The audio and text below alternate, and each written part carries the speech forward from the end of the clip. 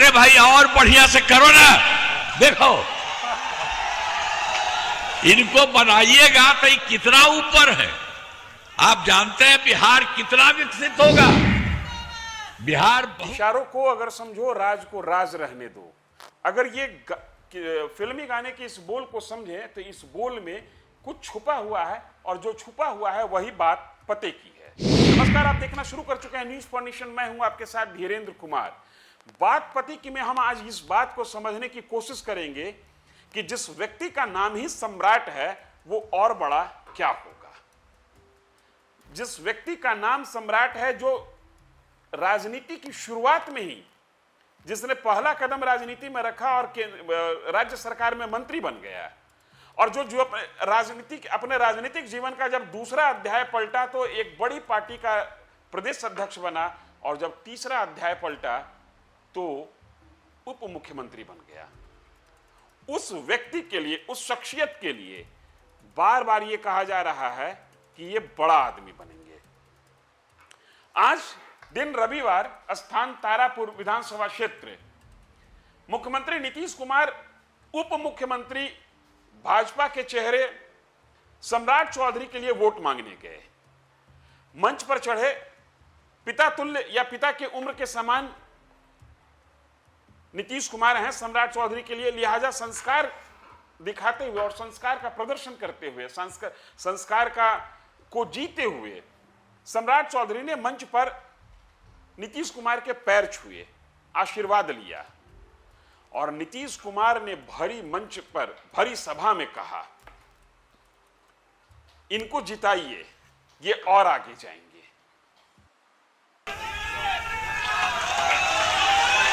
अरे भाई और बढ़िया से करो ना। देखो इनको बनाइएगा तो ये कितना ऊपर है।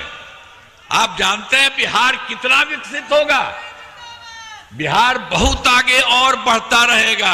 आप बहुत अच्छा काम करते हैं, कोई इधर उधर नहीं, और एक एक चीज को जानते हैं कि कहां पर क्या है।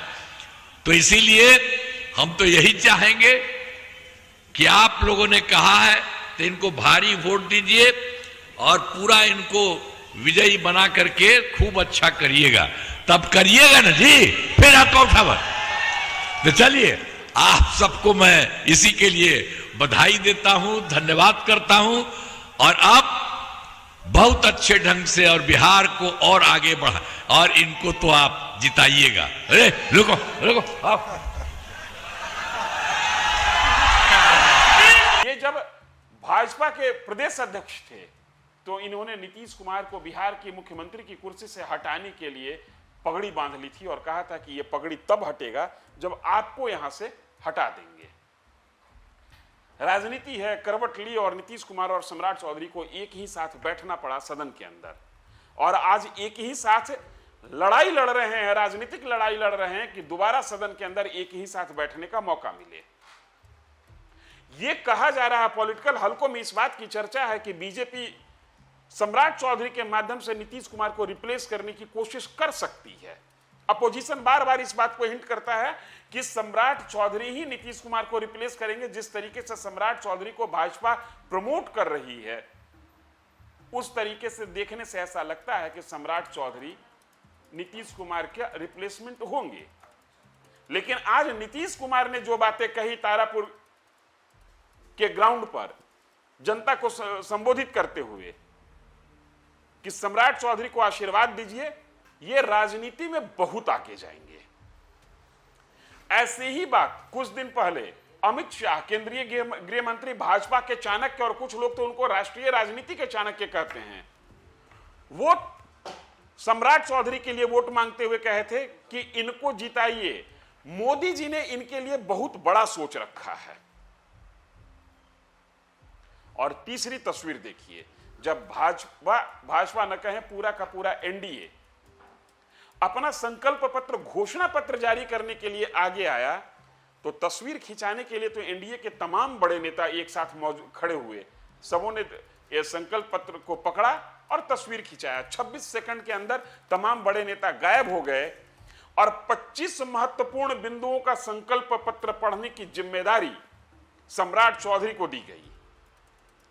संकल्प पत्र पढ़ने की जिम्मेदारी का मतलब यह है कि जो भी बिहार का मतदाता उस वीडियो फुटेज को देखे, उसको यह अंदाजा लग जाएगा कि नीतीश कुमार के बाद इस पूरे गठबंधन में कद किसी का है तो वो सम्राट चौधरी का है। और जिस व्यक्ति के साथ सम्राट चौधरी की राजनीतिक दुश्मनी बताई जा रही थी, अदावत बताई जा रही थी, जिसको कहा जा रहा था कि सम्राट चौधरी इसको रिप्लेस करेंगे, इनको हटाएंगे, इनका विकल्प सम्राट चौधरी होंगे, आज उसी व्यक्ति ने सम्राट चौधरी को आशीर्वाद दे दिया, विजयी होने का आशीर्वाद दे दिया, आगे बढ़ने का आशीर्वाद दे दिया, कद बड़ा होने का, इनका कद बड़ा होगा। और ऐसा ही आशीर्वाद अमित शाह कुछ दिन पहले सम्राट चौधरी के लिए देके गए थे। तो बात पते में लाख टके का सवाल यह है कि क्या सम्राट चौधरी 2025 विधानसभा चुनाव के बाद वास्तव में एनडीए का सम्राट होंगे, या बार बार कहा जा रहा है कि इनके लिए कुछ बहुत बड़ा सोचा जा रहा है, राष्ट्रीय स्तर पर इनकी राजनीति चमकेगी? यह एक बड़ा प्रश्न है।